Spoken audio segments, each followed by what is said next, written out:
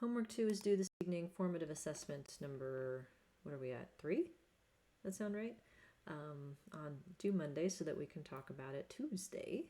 Due before class, let's put it that way. I'm usually fairly lenient, but before class is the important part. And then I had juggled the schedule as I had announced last time, so that I think the next thing you have to do is another formative assessment as a review, because we're not ready to do the next homework yet. That is going to be over polynomial models, which is going to start next week. I have lecture 6 up. I do not have the examples up yet because I am still fighting with a good fight with R. So, gotta love it. All right then. Let me move this thingy out of the way.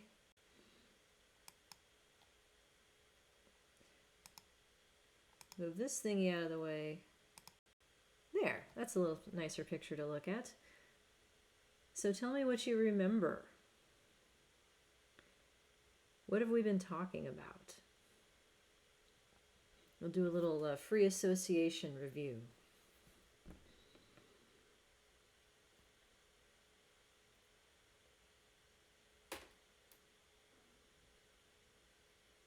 I'll accept letters, gestures, words. There's a lot of letters in this class, actually, so that'd be a good one. Matrices, exclamation point, and their algebra. Yeah, and I told you they were cool, right? Do you remember why I thought they were cool? Because that's probably more important than the algebra.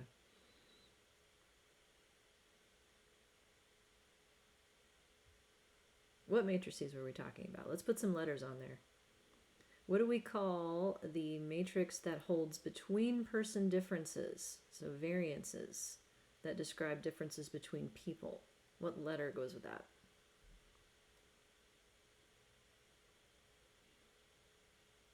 Yeah, G. Okay, give me synonyms for that idea of between person variances. In the notation, what letter goes with that?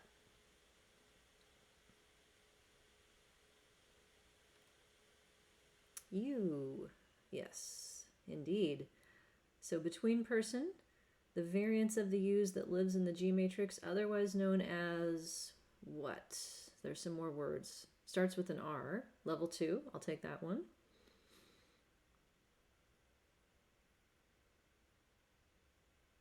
Random, yeah, random effects. So random effects, you can have intercepts and you can have slopes. U0 being a random intercept, U1 being a random slope so far. Those are between person differences, the idea that each person needs their own intercept and their own change over time. How do I know if we need our own intercept or change over time? Like if I had a question, are there individual differences in change? How do I answer that question?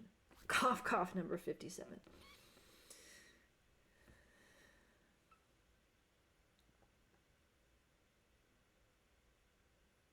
How do I know if there are individual differences in change over time in a given data set?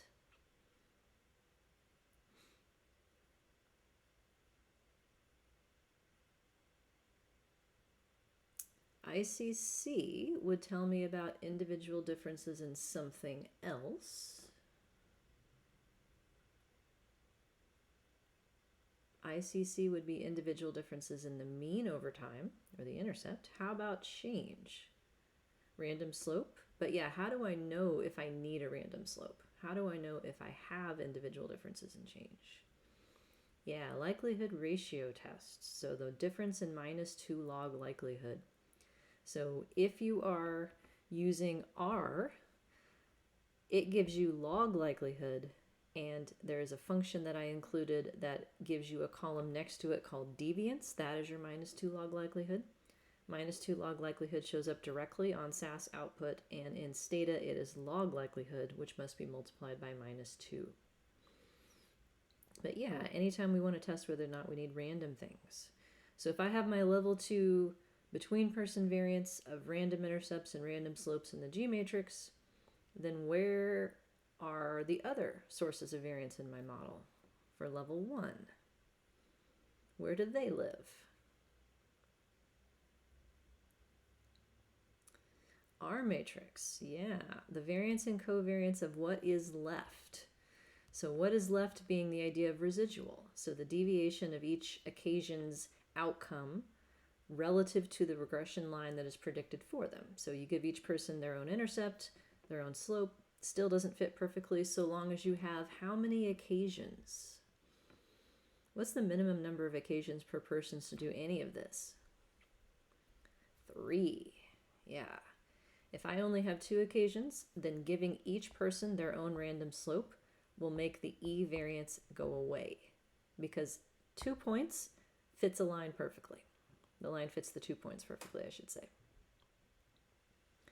So residual variance lives in the R matrix. And what do we typically assume about that pattern in these models that have random intercepts and slopes? What kind of pattern is left over in the R matrix?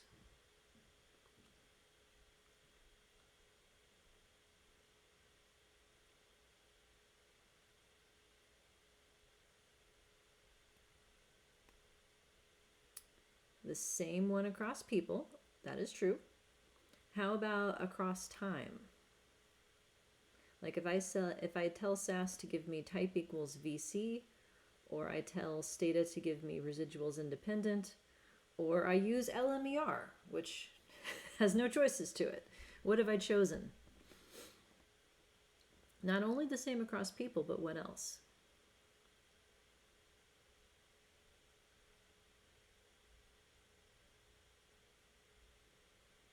Same across time, yeah.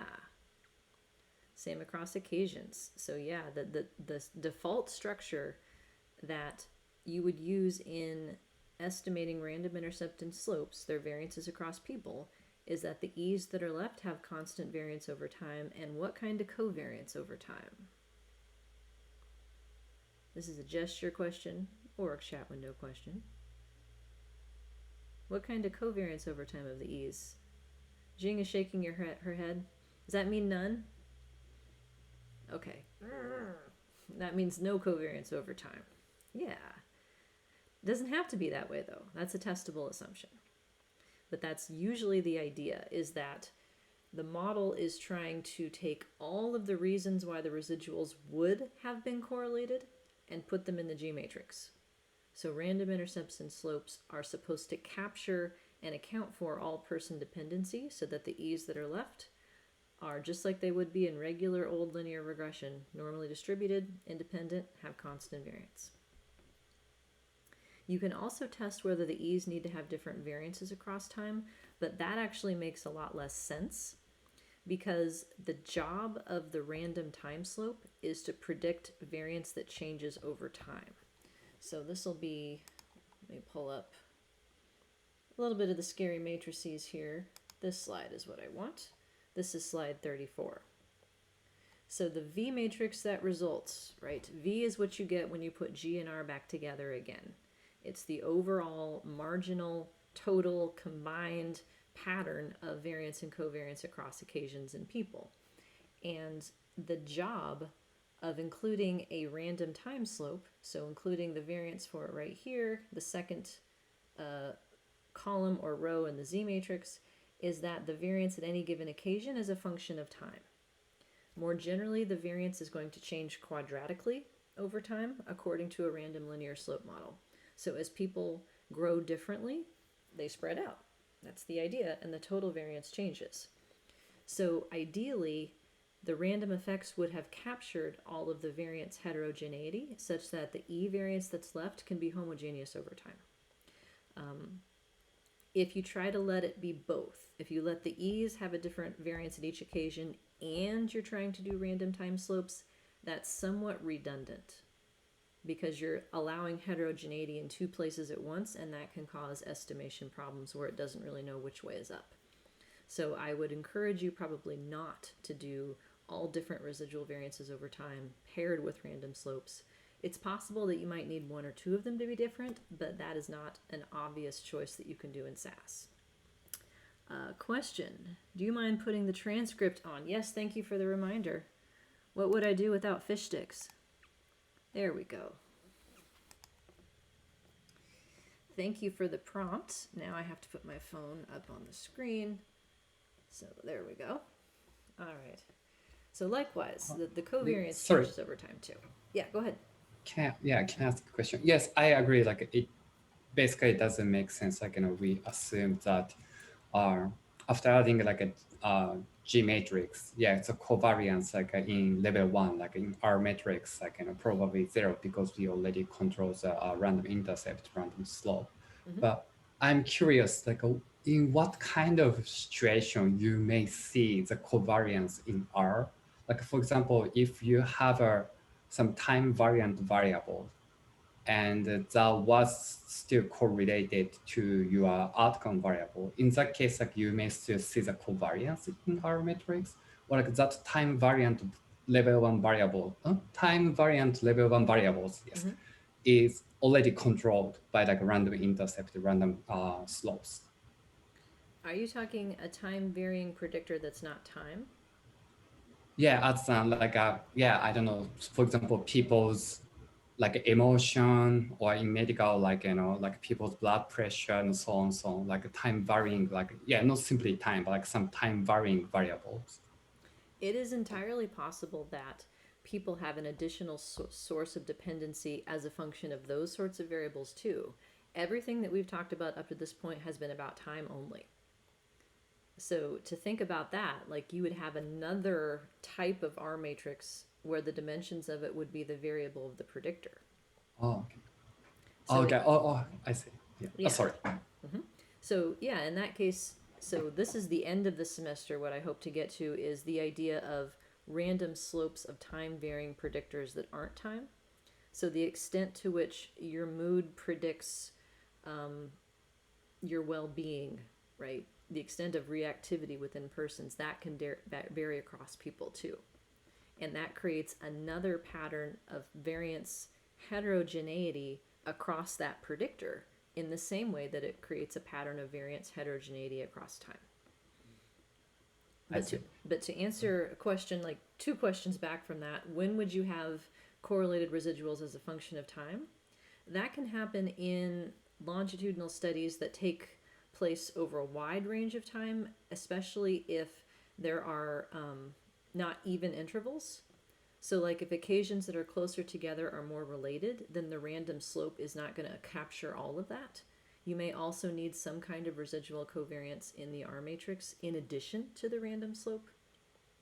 So it's possible, it's a testable assumption, and anytime that you want to add anything to the G matrix or the R matrix, that's a likelihood ratio test. I see. Yeah. So originally, like yeah, I misunderstood. Like yeah, this R it simply means time. Okay. So it's the reason. Yeah.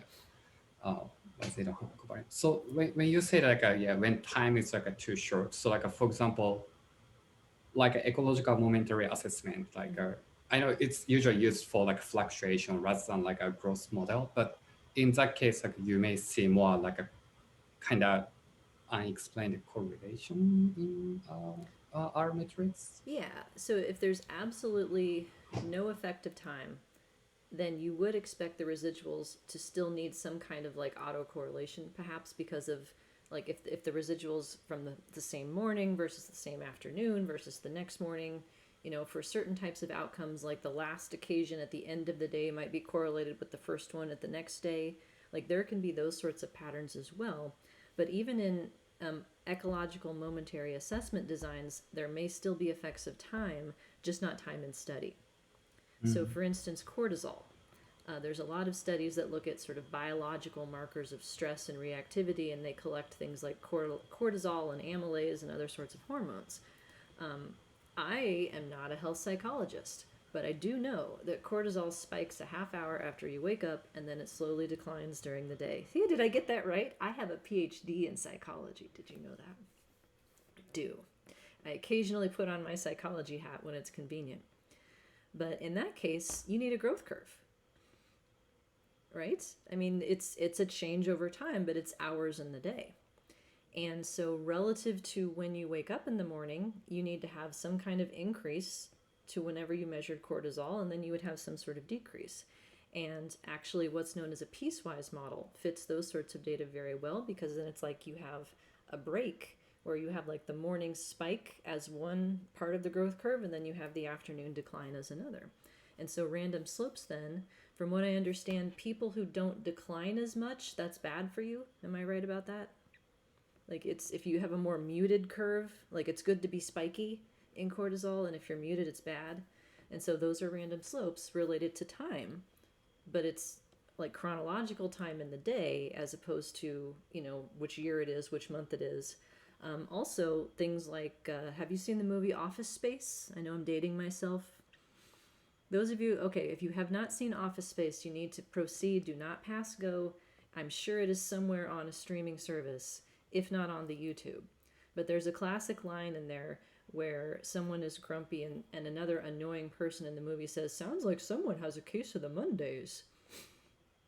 And then later in the movie, he's like asking his friend, would you ever tell someone that they have a case of the Mondays? He's like, nah, man, I think you get beat up for that.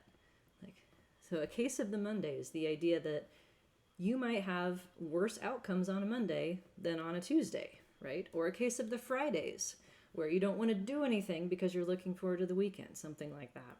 So the extent to which you are worse off on Mondays than other days, like that could be a within person time effect.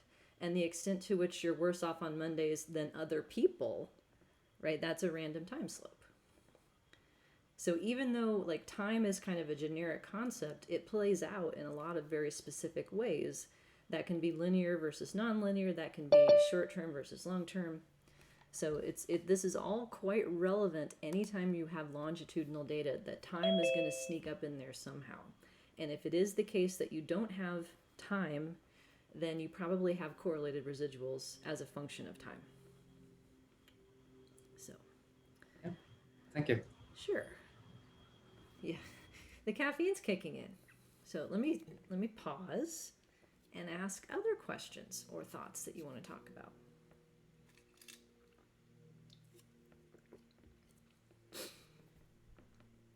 Okay, then I wanted to do some new stuff. So the take-home point here, I'll do slide 37 and then translate into some new stuff, because I think this is important. The matrices are cool. What makes them cool, though, is the idea of customization. The building of a V matrix for each person that takes into account their time observations or their values of a time-varying predictor. That's what allows multi-level models to handle unbalanced occasions or to handle missing data. It's that customization process. And so as much as we are interested theoretically in why some people have different slopes than others, right? That's a research question, is are there individual differences in change and what predicts it? Like that's usually research questions 1, 2, and 3 on a longitudinal grant. What's happening behind the scenes is that we are handling dependency. We are finding ways of creating some kind of pattern using random intercepts and random slopes that better approximates the original data than just compound symmetry, saying everything is correlated the same over time with equal variance, but that doesn't require as many parameters as unstructured and can be extended into unbalanced data. So unstructured doesn't address unbalanced data, whereas random slope models can. So the big picture of what we're doing is we're building a pattern. We're building a predicted pattern of variance and covariance that better matches the data. And if it better matches the data, then your standard errors are more believable as well. Okay. So the next set of slides then, for those of you who have not had a structural equation modeling course, this may not make a lot of sense, but the take-home message is that I don't want you to ever have a conversation that I've had with students repeatedly, where someone came up to me and they said, I'm not sure whether I should use multi-level modeling for my dissertation or whether I should do a latent growth curve model. And my answer was, yeah, that's what you should do. Well, what do you mean? They're the same thing. What? Yes, they're the same thing. So I want to show you how they're the same thing. The difference is in which aspects of your data can be modeled more conveniently a lot of the time. So each type of setup lends itself to dealing with certain problems more readily than another. And that sort of nuance is a level beyond what I want to talk about today, but I just want to give you sort of the basic flavor as how exactly what we're talking about in this class also applies to longitudinal data analysis within a structural equation modeling framework. So slide 38 here. The point of intersection is that a random effect is a latent variable. It is a factor score, or a theta, however you want to think about it. And if you have a random intercept, that is one type of latent factor. And if you have a random slope, that is another type of latent factor. So in the models that we've talked about up to this point, having two random effects, so having a random intercept and having a random linear time slope whose variances and covariance live in the G matrix, is the same thing as saying that I need two latent factors that predict the outcomes measured across time. So instead of thinking about like a latent trait as like an ability or a propensity, like the latent slope factor would be like a propensity to change, so to speak. So these models were developed sort of in parallel but in separately in terms of growth models, and it was papers, I want to say like in the early 90s, that started to put this together, that they were the same thing.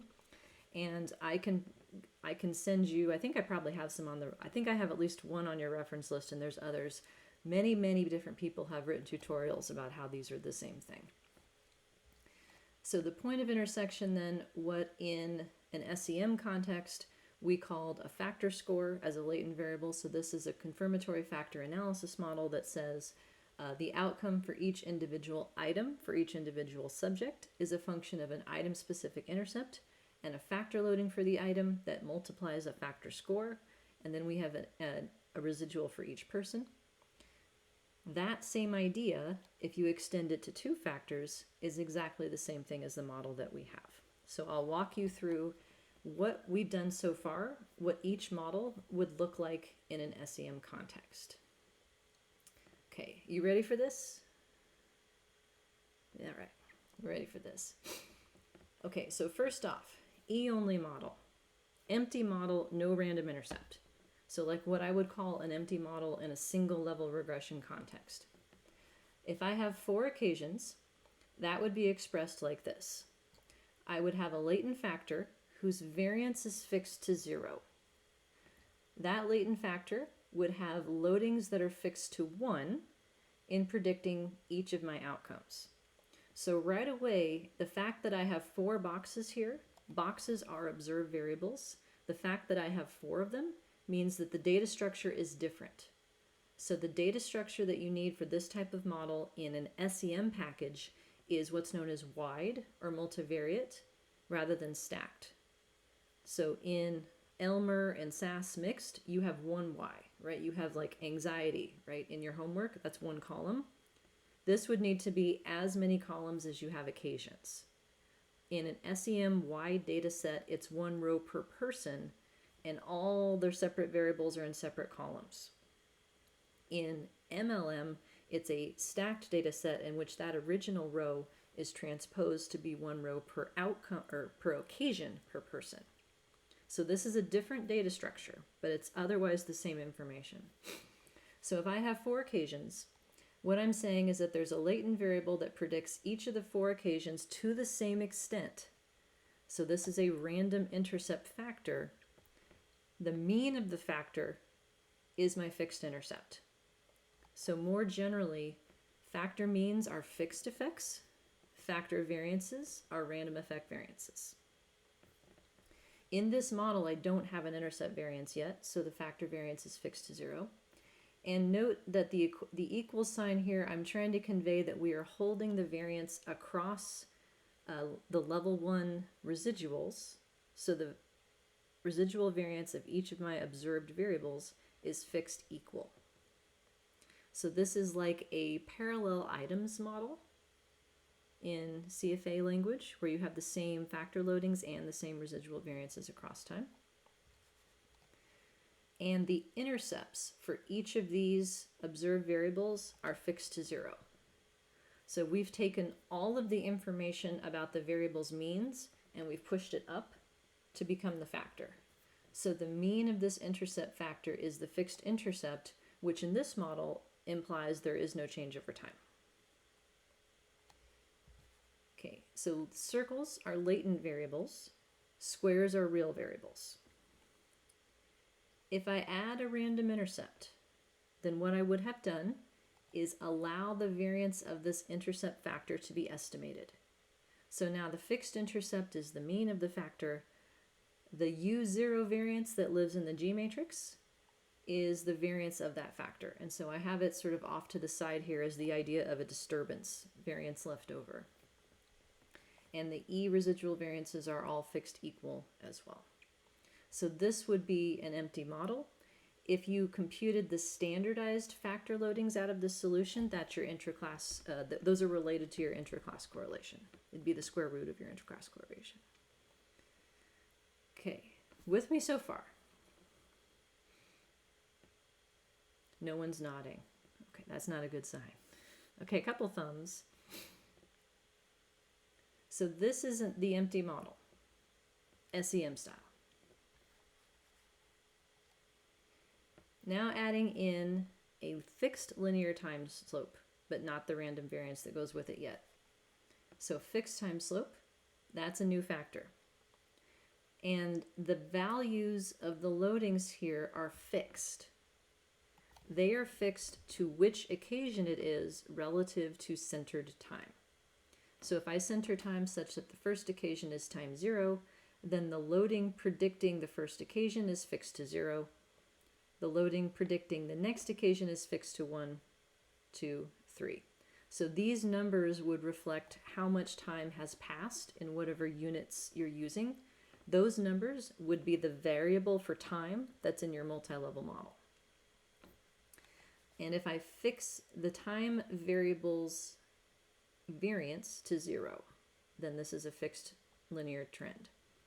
So this mean right here of this latent factor for time, that's your fixed slope. A fixed linear slope based on this pattern right here. And then adding its variance adds the random slope. So if I then estimate a variance for my latent time factor, I also estimate its covariance with the latent intercept. Then we're up to the random linear time slope model that we've left off with up to this point. So this is a latent growth curve model. It's the same. Couple of hiccups though. In SEM software, you would have to constrain the intercepts all to be 0 in order for the model to be identified, because all 4 of those means are getting pushed up to the means of the factors to convey them. But by default, the residual variances are left separate. So when you look at examples using SEM software for these latent growth curve models, they often have separate residual variances for each occasion. And I just got done saying how that's sort of redundant with the random slopes. So that's one thing to watch out for, is that sort of the default versions of these models don't necessarily make sense for longitudinal data. Another problem are these loadings right here. Having integers as fixed loadings implies what kind of time structure across people? Balanced or unbalanced? Balanced. What if somebody came at time 1.5?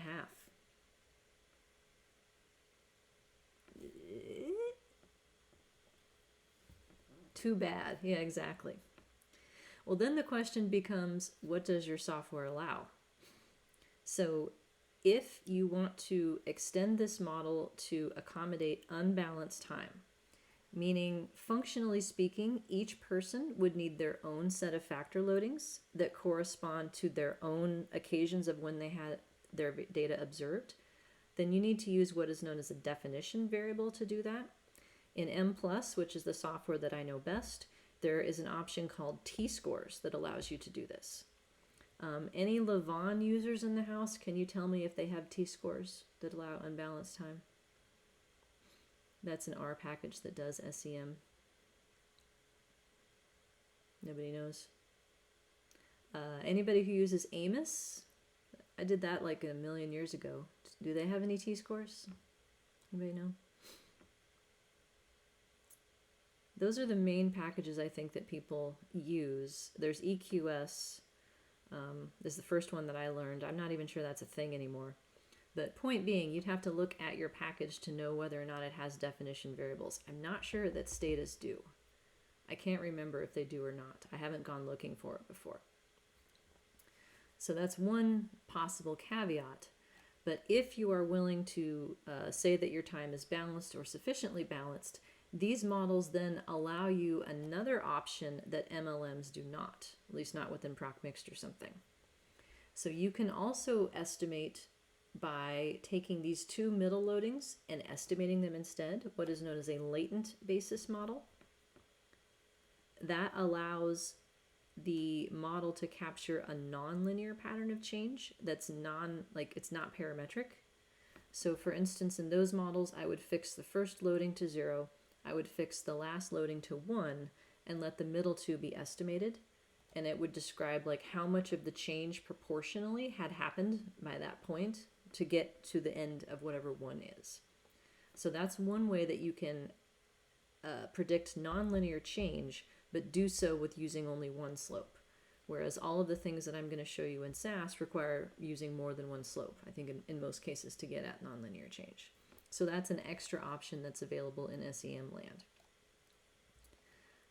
So here's the linkage across the two models. The terms that are in the G matrix, that is the factor variances and covariances. The terms that are in the R matrix at level 1 are your residual variances and covariances, and Z is the same thing as your factor loading matrix. So the form that makes V, Z times G times Z transpose plus R, is exactly the same formula that you have in SEM to get back to the marginal matrix in SEM that makes sigma. It's a difference in subscripts, but it's exactly the same thing. Yeah, okay. Pretty cool, huh? Now, when would one need to do it this way?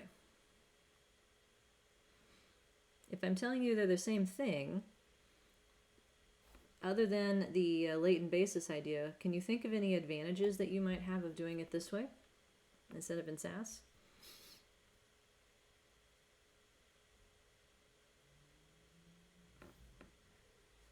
I've talked to several of you about this, by the way. Here's a hint. Boxes. What if I told you that these 4 boxes are sum scores from an add shit up measurement model?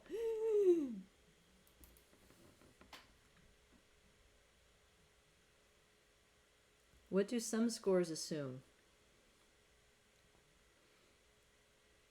Unidimensionality? That all items are equally discriminating? That there's no error? Yeah.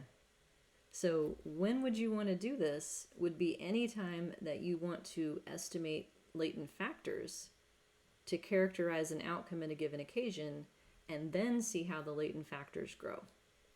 So if you want to replace these boxes with circles, then you have what is known as a second order measurement model. So you would have a layer of factors and then growth factors on top of those. And there's various permutations of that in the SEM world, but that's the point where it matters which approach you take. Is in programs like ProcMixed and StataMix and Elmer, you are constrained to using observed variables as the outcomes. But you're not constrained in life.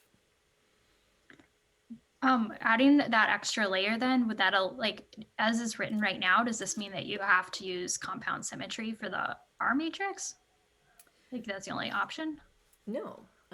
This picture would be, it's not compound symmetry, it's VC, because there's no covariances.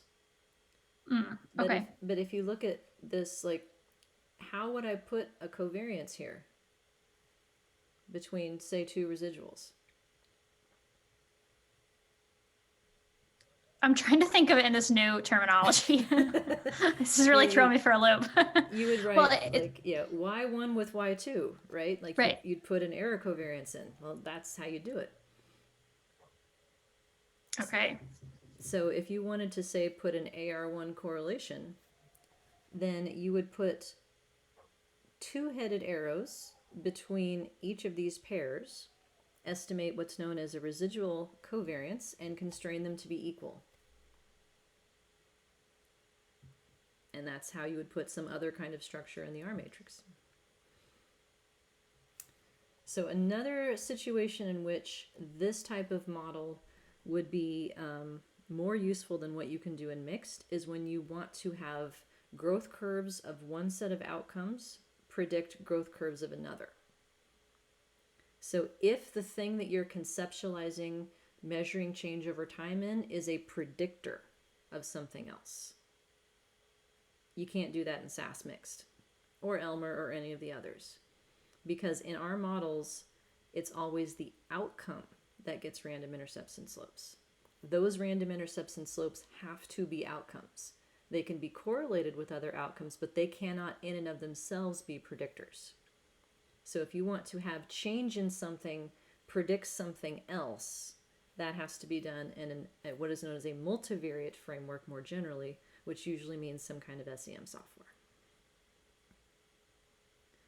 So time permitting in my degrees of freedom of my teaching schedule, I would love to have another course that talks about all of these intersections of SEM and MLM and measurement models and longitudinal change, but we'll see if that's ever possible. If I had my druthers, I could take this class and stretch it into like 4 semesters easily. But anywho, so at the end of the day, a lot of what you are doing with respect to measuring change in observed variables can be done either in mixed or it can be done in an SEM package. Certain extensions of those models are more easily done in one versus the other. And if you're ever confused about what would be most optimal for something that you're working on, please let me help you, and I'm happy to chat and try to give you references for what would work. Okay, so switching off to a next topic then, if there are no more questions on SEM land.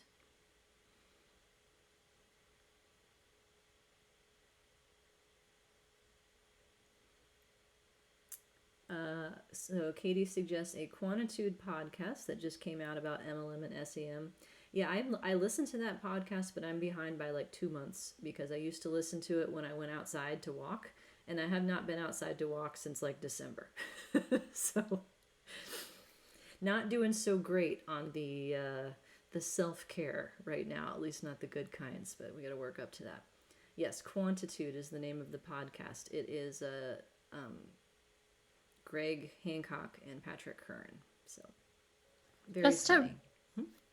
Oh, thanks. Yeah, I'm excited to check that out. So just to rephrase what you said, or to summarize, if you want to use the factor score in an MLM, you have to make it so that it turns out to be you have to use a structural equation modeling framework to like use it almost to make it the observed variable. Is that true? If you don't want to make it an observed variable, so like if you output a predicted theta as a factor score, that's a box. You can put that box into SAS. The opposite of that. Yes. Yeah, but if you want to keep it as latent, which is ideally what you should do if you have the sample size to do it, then this is the way to do that. This is within But you're this saying framework. It would have to be a second order because all the items would like, I'm trying to think of how this would work. So like the top one would be the person, and then the top circle would be the person, and then the next one would be the items. No, it would be like the items would be underneath these boxes here, and these boxes would be circles. And then I have second order circles predicting the first order circles. And what would it be in the second order circle? The intercept and the slope. So it's and then all the people factor. Circles. There's no people circles. Oh, okay. So it's each row is a person. So a person would contribute all of the original items at each occasion that then are indicators of latent traits at each occasion, and then you can see whether those latent traits grow as a higher order factor model. Got it. Okay. So layers. Yeah, they're Thank not you. levels, but they're layers. Okay. Yes, thanks for the question. All right, other questions or clarifications? All right, then the rest of this that I have to chat about here is just like this much about estimation, and returning to the idea of what is the difference between ML and REML anyway, and what's with the tilde and the degrees of freedom everywhere in my book. Like those are the questions I hope to answer with the remainder of today. So in terms of estimation, in these models, because we are assuming that the level 1 residuals are normally distributed and the level 2 residuals are normally distributed, estimation is super easy. It goes fast, it doesn't vary much across programs, and it is all based on the magic of multivariate normal. So I want to go through this just a little bit to give you a sense of what's going on under the hood, what would cause estimation problems, or what situations would make it more challenging to estimate a model, and then the ML versus REML distinction, sort of where that comes from. So we are talking about a random linear time model as the context of this discussion. And we have a distinction of fixed effects versus random effects to worry about. What we have to search for as part of what is most likely for the model parameters are just the random effects and residual variances. Once we know those, the fixed effects fall out. There's just an equation by which you can readily find them, so they're not searched for. So the end result of this is it is random effects that make models harder to estimate. Adding fixed effects usually causes no problems because we have the magic of multivariate normal at work here. So the end goals of the process of estimation using likelihood, we end up with the estimates that make the data the most likely. We also end up with standard errors that describe just how well each of those estimates, just how precisely each of those estimates has been found. So is it really the most likely, or just like, I have no idea how likely it is? And all of it then is what goes into the -2 log likelihood that summarizes the fit of the model that we then use in likelihood ratio tests to compare alternative models to. And where all of this starts is the magic of the normal distribution. So once upon a time, when you only had one outcome, when you use a general linear model, what you are saying is that your outcome is conditionally normal, meaning that the e's that are left over after fitting your regression line, whatever it is, are supposed to have a normal distribution. And the formula for normal is actually one of the scarier ones, believe it or not. This formula right here uses the residual variance, and it uses what the difference, I say this correctly, it uses the predicted value of y. So the model gives you both of those things, and the end result of this formula is one number. So I don't want to get bogged down in the math, but I want you to realize that if you have a residual variance and you have your fixed effects that come out of the algebra, that creates one number for each person that tells us how likely that observation is given the model. So likelihood is a height. It is the y-axis in this diagram. So this is a picture I stole from Wikipedia a long time ago that has different normal distributions. If I have an x value of 2, according to my model, then I have different likelihoods based on what the true distribution is supposed to be. A value of 2, come back here, pink mouse, is a lot more likely to have come from the distribution with a variance of 5 than a distribution with a variance of 1. So given the model parameters, you can calculate how likely each observation was, and the way that the model parameters get chosen as the right answers is the set that collectively make the data the most likely for all the people together. when you only have one outcome, each person only has one value for the likelihood. But in longitudinal data, we have more than one outcome per person. So rather than talk about univariate normal as a reference point, we have multivariate normal. So the distributions match each other in terms of replacing sigma squared E, the residual variance, with V, because V is all the variances and covariances put back together again, and replacing how the model predicts a single Y with how the model predicts all of the Y's. So at the end of this formula, once you know what the random effects are, those give you the fixed effects, you end up with a multivariate height for each person. So a height in as many dimensions as there are occasions. And the model parameters that get chosen are the ones that collectively make each person's height altogether the tallest. And under an assumption of independence of persons, we take the logs of those heights, we add them up across persons, and that is the number that is log likelihood on your output. It is the sum of the heights of the data given the model. And so this process of searching for the right answers is like, okay, what if we tried out a 1 for the random intercept and we tried out a 2 for the random slope variance? Okay, so then if I feed that into the formula, here's the set of heights. Okay, now what if I tried a 1.5 and a 2.5? And it's this process of trying out different values until you end up with the set of values that makes everybody's data collectively the tallest.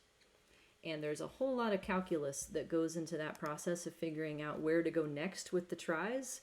I believe my better half upstairs, currently watching Huey and Phineas and Ferb, whatever that show is supposed to teach a class on estimation this fall. If you want to know more about where the numbers come from, or you're interested in writing software that does these sorts of things, I would recommend that. He knows a hell of a lot more about it than I ever will. But that multivariate normal formula then, if you rearrange it, forms the basis of likelihood or log likelihood. So it's likelihood in the original scale. If you take the log of it, then that's log likelihood. So the value that shows up on your output for a model is the sum of the log heights for each person's set of data given the model parameters. That's what it means. So it, in a number in and of itself, is not interpretable. The values that it takes on depend on the scale of your outcome, which is why you can end up with log likelihoods that are negative, because they don't have any absolute meaning. They only have meaning relative to alternatives. So the set that come out for a given model is the set of model parameters that collectively made everybody's data the tallest. That's how it's the right answer. So each program sets what is known as a convergence criteria as to how much the total heights have to change before it decides it's done. And so this is one of those things that you generally don't want to mess with because it's there for a reason. But if you're having trouble to getting things to converge, then sometimes loosening the criteria can help with that process, but very carefully. Once we have the estimates of the random effects, variances and covariances, and the residual variances and covariances, then we end up with the fixed effects. Then we end up with log likelihood. And as a byproduct of that, we end up with the standard errors. So standard errors are related to the steepness of the likelihood. They're inversely related. So if you have a set of parameters that are really likely, like it's a very good model, then the standard errors are going to be smaller than if it's like, yeah, I have no idea what makes this the tallest, they're all kind of flat, then that relates to standard errors that are much bigger. So this is something that we sort of take for granted, that all of this just pops out under the hood, but it's this likelihood estimation process that yields all of this helpful information. And there's a whole lot of math on here that I'm going to ignore and just say this. Once you know what the values are for the model for the variance parameters, so what you know what the right answer is that makes the data the tallest for what the random intercept is, what the random intercept variance, what the random linear slope variance is, what the covariance is, and then what the residual variance is, that's V. and everything else falls out of that. So X is the data, V is what you just found. That means all of the fixed effects and their standard errors fall out of that. Fixed effects in these models do not have to get searched for. So you can add as many predictors as you feel like if they only have fixed effects, and the model will not take any longer to converge or have any more trouble converging. It's when you add random effects that break things, because every random effect that you add is another dimension of the multidimensional mountain of likelihood that it has to search through to find the tallest point. So it is entirely possible that you can add enough random effects to break your model because it can't find the top anymore. But it is not likely that you'll do that with fixed effects. If you ever have a situation in which you add a fixed effect and it breaks a model, check the scale. I have seen that happen in things that are scaled in a very extreme way. Like, so if you have something like milliseconds and you're trying to estimate a slope that's like change per millisecond, right? That's going to be a tiny, tiny, tiny number that has way too many zeros. And so trying to find a tiny, tiny number and its standard error as part of this can break certain software depending on how numerically stable it is. If you then try to make a random slope out of a tiny, tiny, tiny number, then that can cause problems. So watch out for things like milliseconds, dollars. Like if you're trying to predict income or the effective income and its change per dollar, that's going to be a tiny, tiny number. So that's the only situation in which I found fixed effects that break models. Otherwise, it's random effects that break models because they add another dimension to the likelihood process. Okay. ML versus REML then. How does this change if I ask for an ML estimate versus if I ask for a REML estimate? This is a heuristic that I have found the easiest to understand. The difference between ML and REML in terms of the variances that it provides boils down to the same difference that we learned about in Introstat of population versus sample. If you are trying to estimate a variance and you're doing so in a population, you divide by n. But if you're estimating the same variance in a sample where you first had to estimate the mean to be able to get to the variance, then you penalize yourself by n minus 1. Likewise, if you have a regression model and you have to estimate a fixed intercept and a fixed slope, and then you have a residual variance that's left over, it's n minus 2. So you would penalize yourself by losing a degree of freedom for every slope you had to estimate in order to generate the prediction that it's the residual for. So REML is the n minus 1 version, and ML is the n version. So the variances in ML do not reflect or pay attention to how many fixed effects it took to get you that variance. The variances in REML do.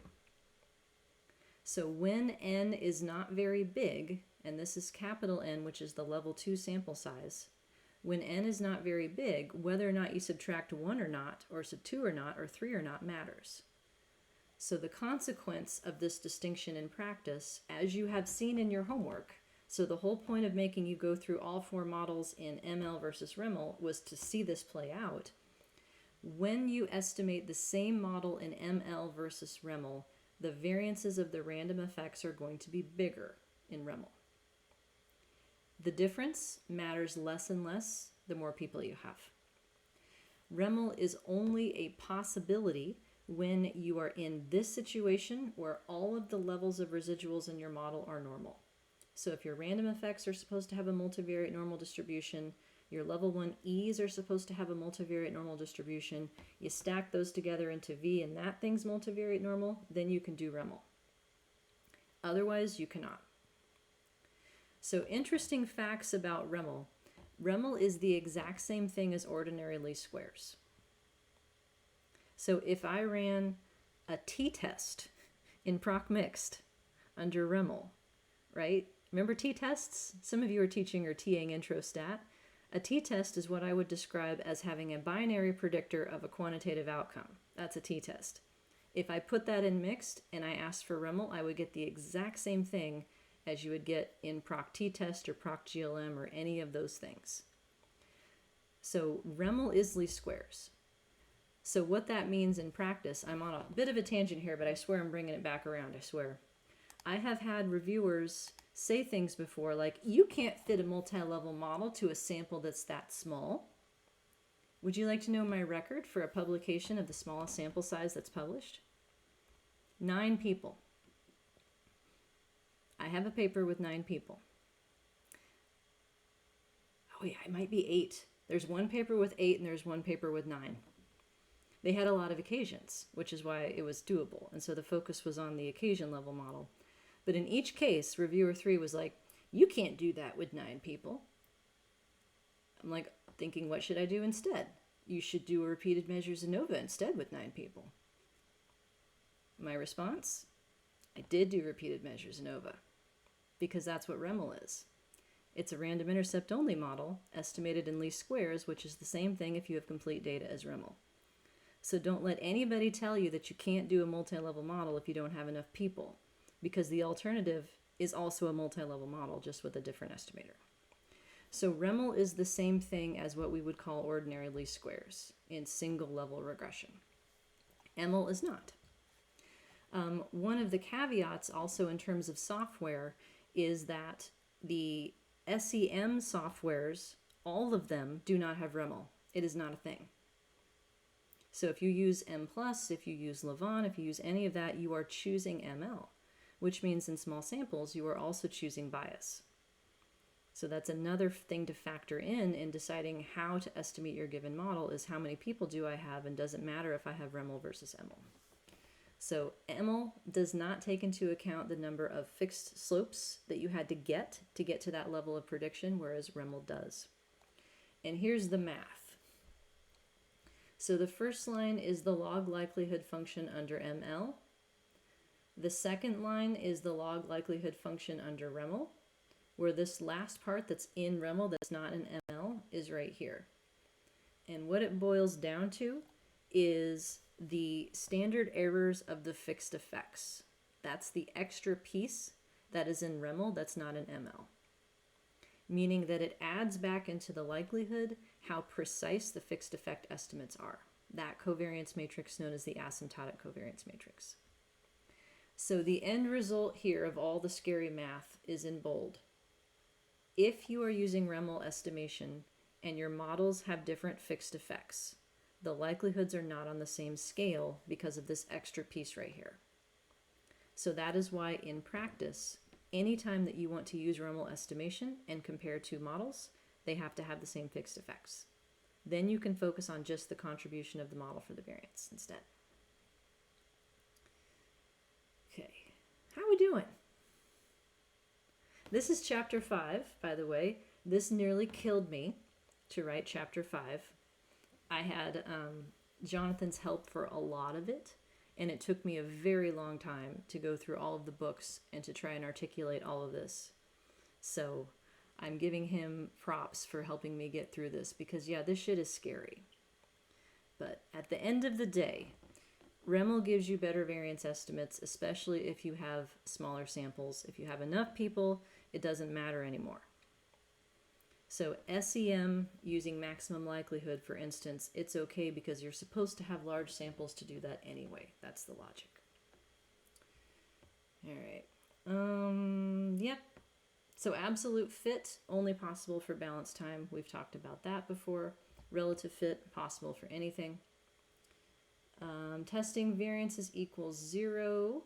So this is one topic that I need to tell you about with the disclaimer that I just don't care. I have tried really hard to make myself care about this, and I have failed. But just in case, reviewer 3 wants to make sure that you did the likelihood ratio tests in the most correct way, then we have to care.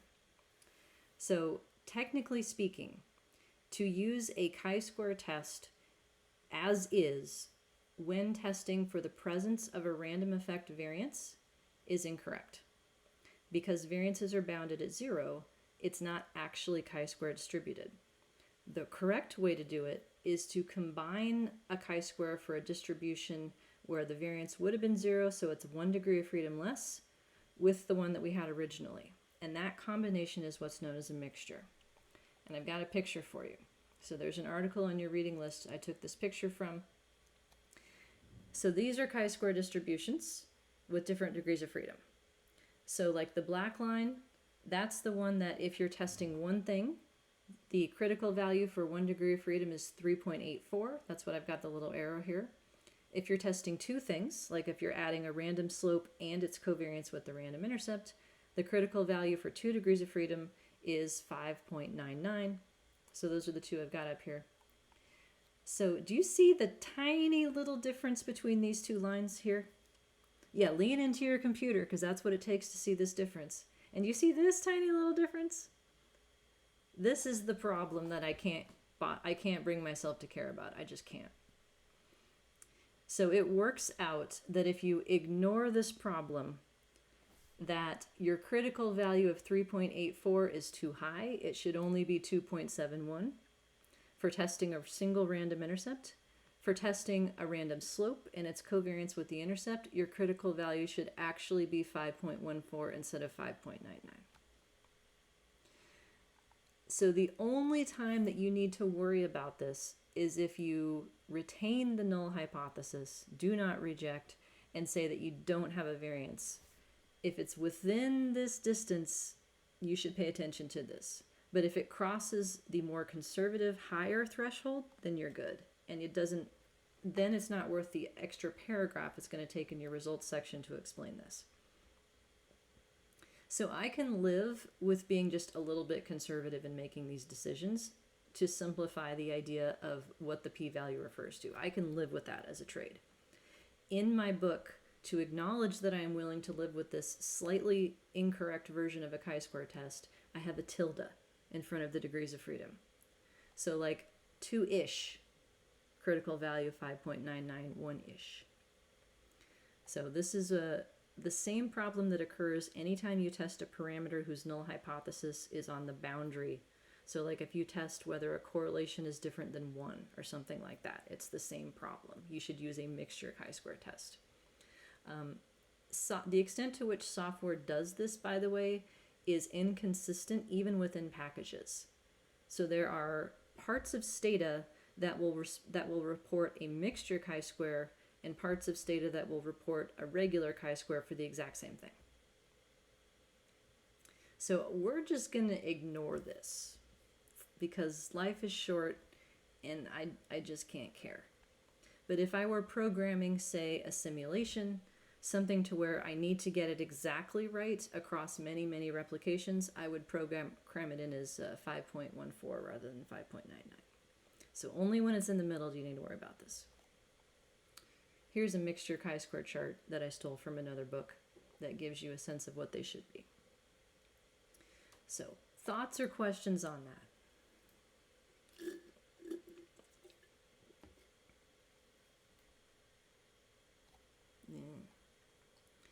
Last piece here. So here's how you form a mixture chi-square, by the way.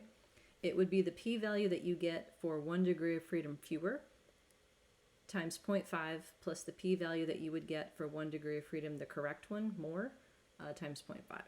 So it's equally weighting the two p-values. That's what puts them together to get your actual p-value for that case. The use is the last piece here. So it is possible in all of the software packages to ask for predicted use for each person. That's an option that you can add to ask what would the random intercept be for each person in the data set, what would the random slope be, and you can save those as variables. Don't do it. Don't do it. Just say no. Because these use are factor scores. And they are not actually model parameters. It's their variance that's a model parameter, which means that anytime that you estimate a latent variable and treat it as perfectly observed, it's going to be a problem. And it's also going to be a problem in terms of shrinkage in these contexts. So anybody's U who is based on fewer cases or who is more extreme than all the other U's will get pushed to look more tight, more the mean. So the benefit of this simultaneous modeling approach that we're doing in this class is that we never ever need to know what the U would have been for each person. All we need to know is their variance, and then we can predict it. We can watch the variance of the U's shrink as we add predictors. We can calculate R squares for the extent to which we've accounted for variance, and we never need to know what the U's are. So we're keeping the U's as latent at all times. That's the benefit of this approach. Here's the formula where the U's come from, by the way. But it's an easy line of code in any of the programs to get them. All right, that's it. I'm out of gas. No nodding. Yeah, I understand. It's a lot. Okay, so take-home points. Help me summarize. What did you learn today? The sooner you give me some take-home points, the sooner I'll let you go. How's that?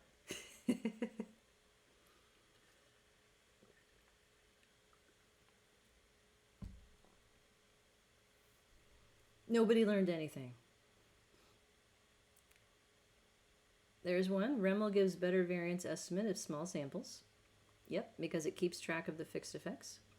Multi-level and SEM are essentially the same. So long as you're predicting growth and observed variables, yes, they are. That's a good one. Anything else?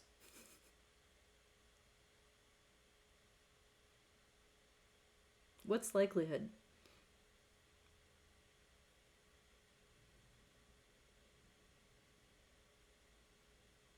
Height.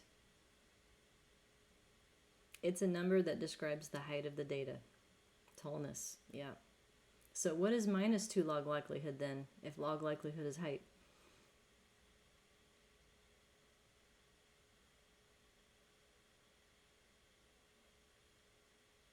If log likelihood is height, what does that make minus 2 log likelihood?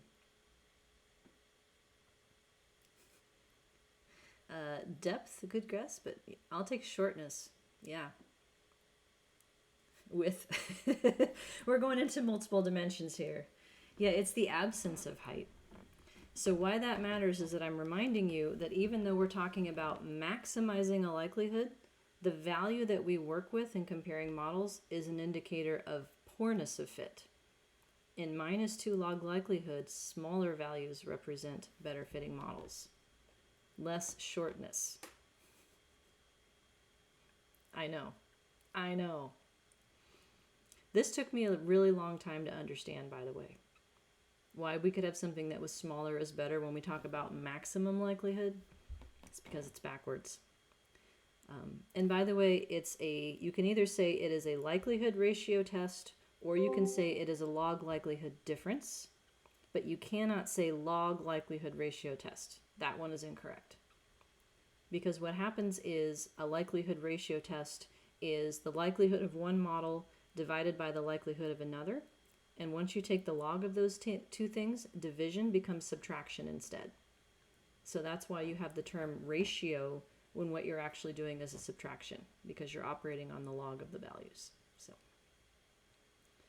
all right. I think that's enough for one day, 1 week, 1/2 of the semester. We're already halfway through. Can you believe it?